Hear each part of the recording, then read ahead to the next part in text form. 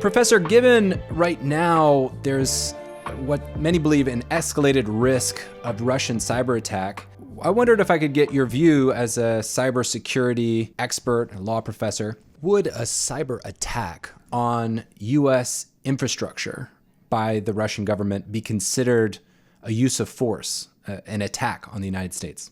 It really will depend on the effects of that kind of quote unquote attack. If it's like, say, the SolarWinds operation that we saw disclosed at the end of 2020, beginning of 2021, which target a lot of U.S. government entities and major U.S. firms, and was attributed to Russian military intelligence, I don't think that will be a use of force, right? So they got into these systems, but what they appear to have been doing was, surveillance, exfiltrating data, intelligence gathering. They weren't causing harm. I think that what you would need to see for the use of force is that, as I said, affecting the integrity of the infrastructure or its availability. So, shutting down the power for more than a few minutes, a couple of hours, maybe not, a couple of days or weeks, it begins targeting a water filtration facility, targeting a civilian nuclear power plant in ways that are more than just surveillance. I think the U.S. has made it clear that it would regard those as a use of force and use all available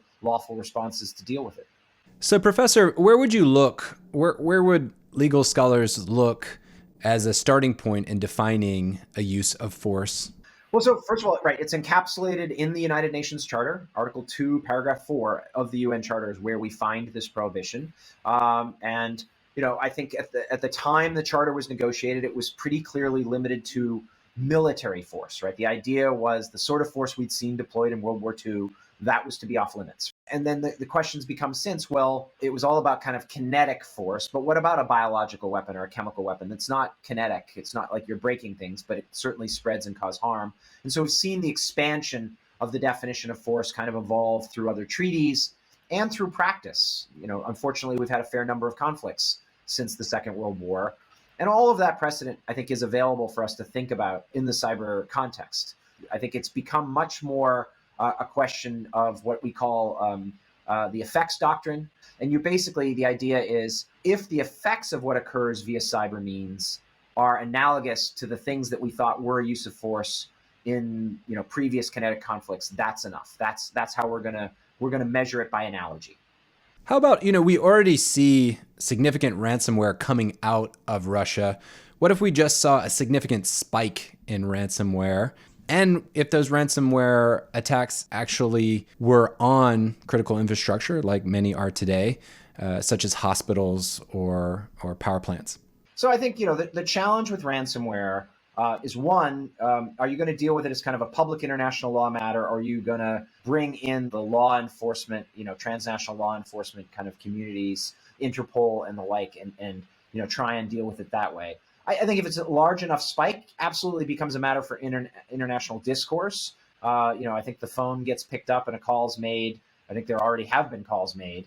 I don't know that the ransomware itself, again, unless we're starting to see people dying or the like, which by the way, we haven't really seen in the cyber context. We kind of assume that there may be risks to life or health when a power grid is targeted for long enough that, losing power will lead to more deaths. We kind of know that, empirically and at a broad level, but to actually establish causation is really hard.